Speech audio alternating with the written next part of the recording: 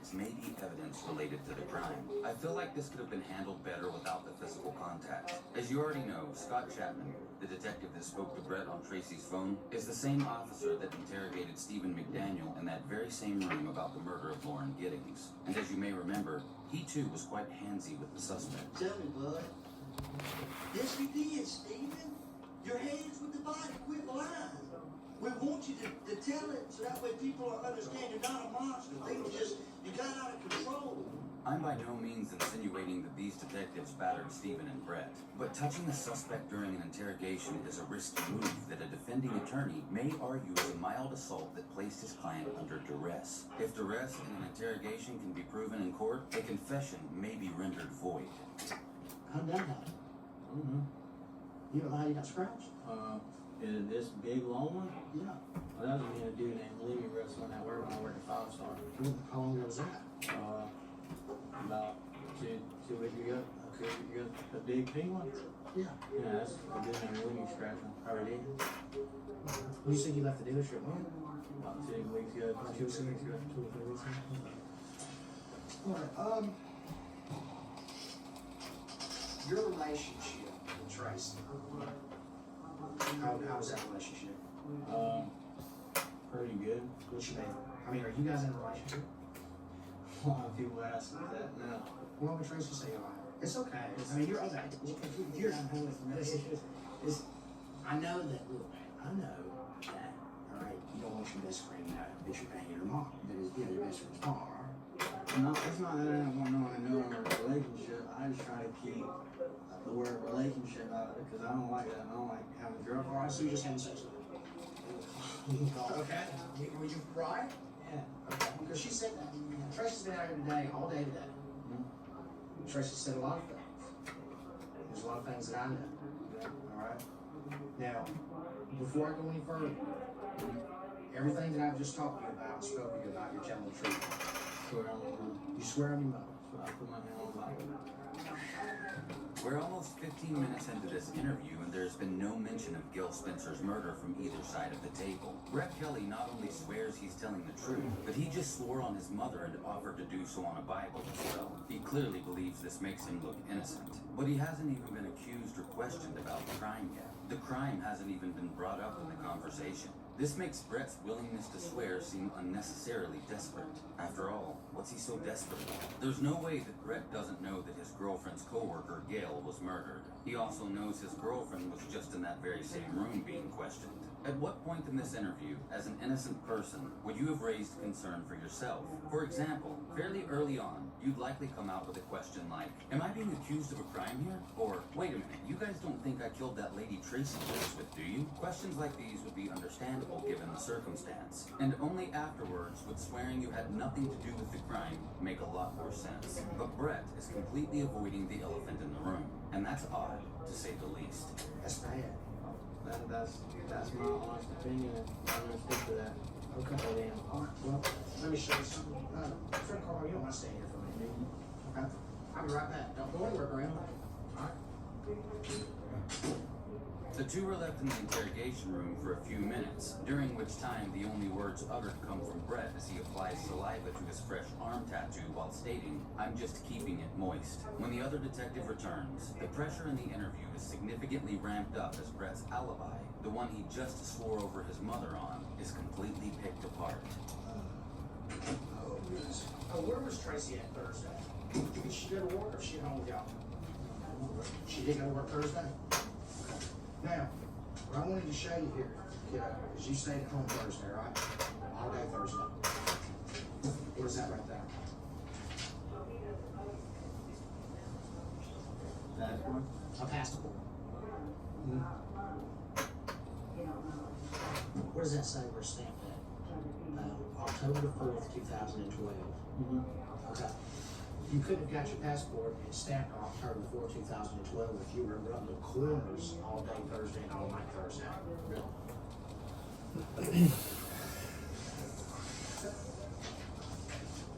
You're lying, Brett. I'm sticking to my sword. That's all I'm gonna say. All right. What story? What story are you speaking to? The one I just told you that I would never mention you ever on a piece of paper.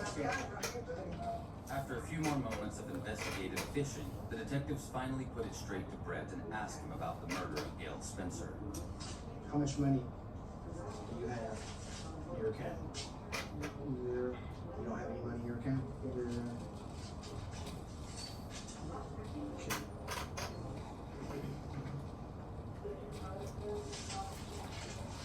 You don't have none? You sure? If I got something, you're gonna soon tell me. I watch the first 48 all the time. And then you later and tell me everything. You know that I'm gonna tell you everything. Yes, that's how cops do it. I'm not stupid. I'm not telling you that. Alright, well, I'm giving you a chance to tell me about what happened over there. Let me just go on and put it down.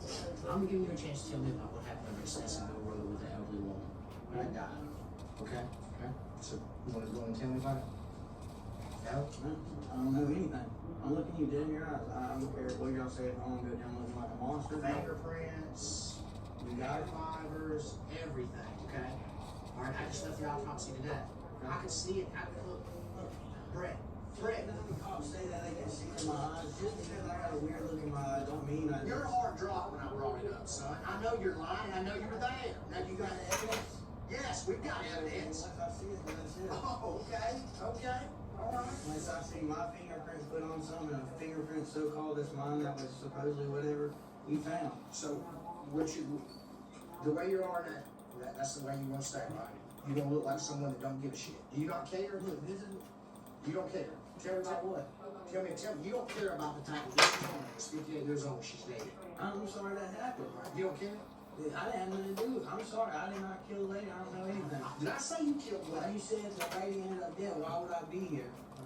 Did I say that you killed her? No, but I wouldn't be here if you thought something like that, and then you can bring up a dead lady.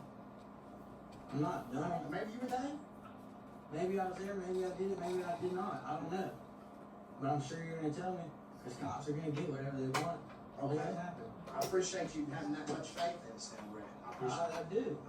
But it's a lot of wrong people. it. So I think then you know something. No, I don't know nothing. What did you just say right here in the second, Brett? You just said right here and you said in front of this man, maybe I did kill her, maybe I did. Yeah. Maybe I was there, maybe I wasn't. Yeah, but there's a lot of maybes. Yeah, But no, was let's say that though. I? But was I? That's the question. But was I there? You can answer that question. And no. If it,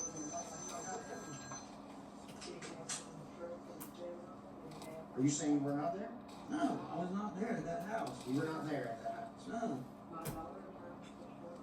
Even though we can push you there. Even if you could put me there, I don't care what y'all did to put me down. I'll show you a time machine.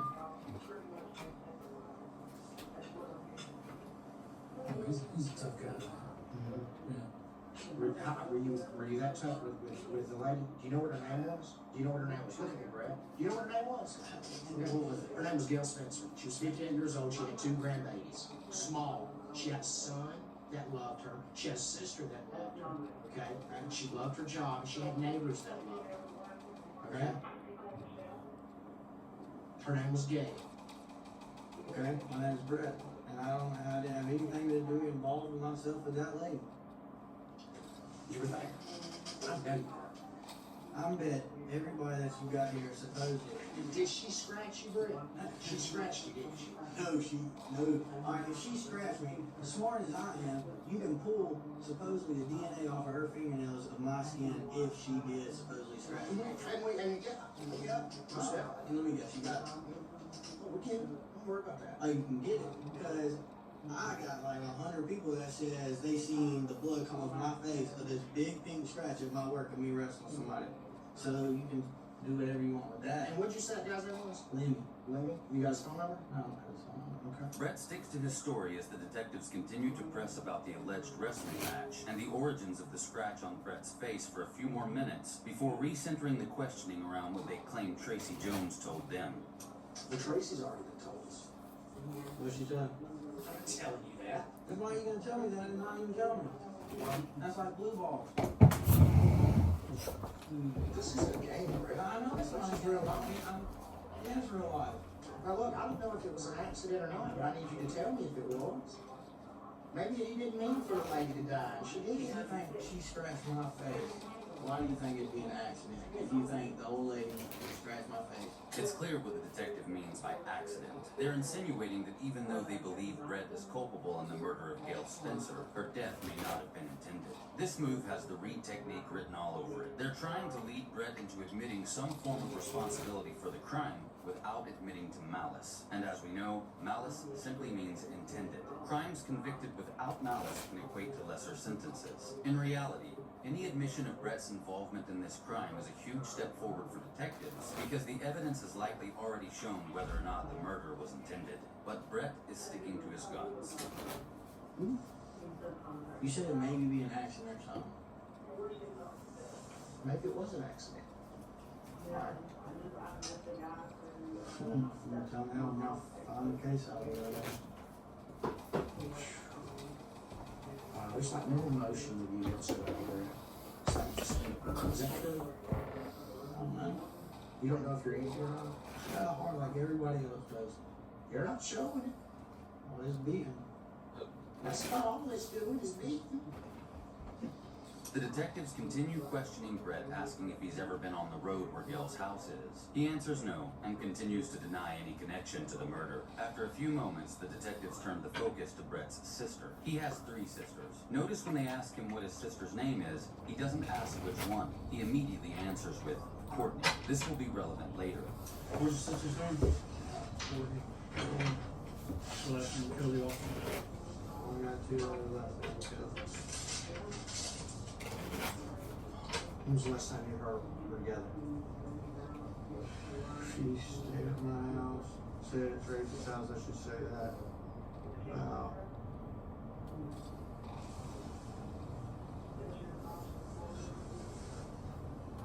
Week ago. Last week? Not last, yeah, last week. Like Thursday? Yeah, somewhere around there. Somewhere around. No, man, last week, that's all I know. I don't know exactly. That was Courtney, right? Courtney Nicole Kelly. Brett goes on to claim that he doesn't have Courtney's number or know her living arrangements because she's been gone for 3 years until recently. He also claims she has a bad drug problem. A few moments later, one of the detectives turns up the heat another notch. Let me tell you, you don't have the skills, son, to work with us down here. Let me just be blunt. You don't have that skill, okay? So play off of it that long, because we got all night, all right? I promise you that. You don't have the skill to fuck with us down here. I don't have a job, so I'll be here. That's right. And how about your 12 grand that you put in the bank, or was put in the bank? Guess who's got it? We do. I'm gonna tell her. I don't know. Okay. You need to make a phone call. Marijuana ain't a drug, though. It's still Friday. You got your phone with spread. Okay? Look here. You wanna make a phone call or something? I don't know, I'm letting you know. I'm trying to be, if you wanna make a phone call, you gotta hit this, dial 8, and then dial the number to get out, alright? So hold tight, we'll be back. Brett is left alone in the clearly cold room for nearly 30 minutes before the main detective returns and continues the questioning. Tired? Close. Oh, get up, man. It's like a refrigerator here. It's like school. Alright, listen, Brett. Alright. An old friend of mine called me last Friday and asked me if I wanted to move away. If I could, would I?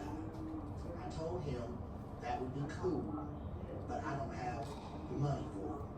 Should I keep reading or would you rather Is it from